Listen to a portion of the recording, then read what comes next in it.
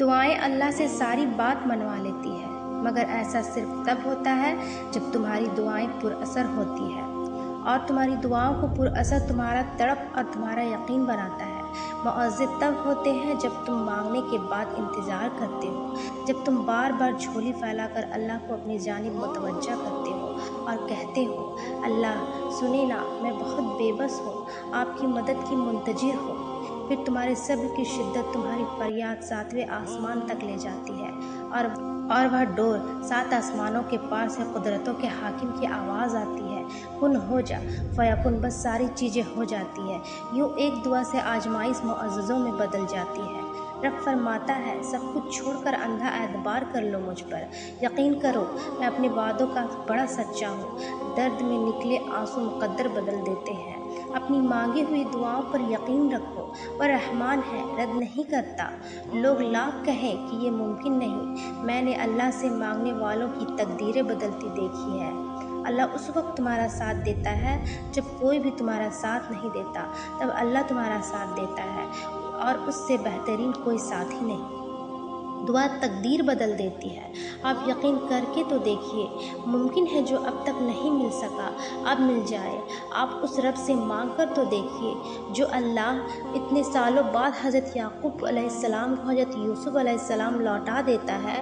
وہ اللہ کنویں سے نکال کر یوسف علیہ السلام کو مصر کا بادشاہ بنا سکتا ہے، ویران صحرا میں حضرت حاضرہ کے لیے زمزم کا انتظام کر سکتا ہے، تو آپ کی دعا بھی قبول کرے گا۔ لیکن اس نے ہر چیز کا ایک بہتر وقت مقرر کر رکھا ہے۔ دعا کیجیے، انتظار کیجیے تو اور اللہ پر کامل یقین رکھیں، بے شک میرا رب ہر چیز پر قادر ہے۔ ذرا سی دیر کا مطلب اللہ کی نہ تو نہیں، مشکل تمہارے لیے ہے، اللہ کے لیے کچھ بھی ناممکن نہیں۔ وہ ہر بات سنتا ہے جو تم کسی سے کہتے نہیں، اللہ التجائیں واپس لوٹاتا نہیں۔ پھر کیوں سوچ لیا اللہ دعائیں سنتا نہیں؟ اللہ کہتا ہے، مانگو مجھ سے، کیسے ہو سکتا ہے میں دوں گا نہیں؟ کیا قرآن میں دی گئی دلیلیں تمہارے لیے کافی نہیں؟ کون سی چیز ہے جس پر اللہ قادر نہیں؟ اللہ کی شان تو یہ ہے کہ جب وہ کسی چیز کا ارادہ کرتا ہے تو کہتا ہے کن، اور وہ فیکن ہو جاتی ہے۔ جانتے ہو اللہ تمہیں بے بسی کے مقام پہ کیوں لایا ہے؟ تاکہ تم اللہ سے رجوع کرو اور یقین سے مانگو۔ جب تم دعاؤں پہ یقین کرنا سیکھ جاؤ گے تو ہر چیز جو تمہیں ابھی ناممکن لگ رہی ہے واقع پذیر ہونے لگے گی۔ جو چیز نصیب میں نہیں ہے وہ بھی تم پالو گے۔ معزوں کی راہ تو اللہ آخری سانس تک کھلی رکھتا ہے، تو تم تب بھی دعا کرتے رہنا جب تمہارے پاس قبولیت کی کوئی بھی وجہ باقی نہ رہے، کیونکہ بے بس تم ہو تو پل میں نصیبوں کو بدل سکتا ہے اور لمحوں میں دلوں کو موڑ سکتا ہے۔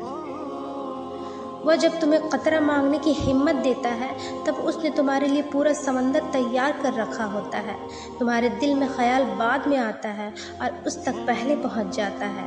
وہ دیری انہی کے لیے کرتا ہے جن کا مانگنا اسے بے حد پسند آ جاتا ہے۔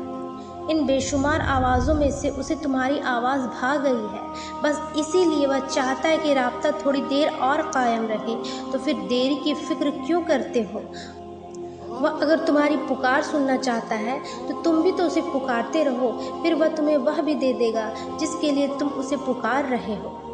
تو پھر کیوں پریشان ہو؟ تمہارا رب تو اتنا رحیم ہے کہ تم اس کی ایک صدا پہ لبیک کہہ دو تو وہ تمہاری تمام صداؤں پہ کن فرما دیتا ہے۔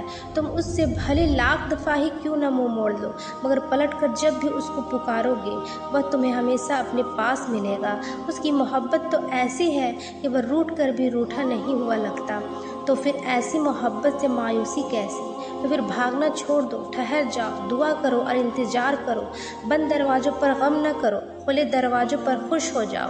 جو تمہیں چھوڑ گئے اس کو مت ڈھونڈو، جو تمہارے ساتھ رہا اس کو تلاش کرو۔ تم اس کے راستے پر چل دو اور تمہاری رزق تک کے راستے خود ہی بنتے چلے جائیں گے۔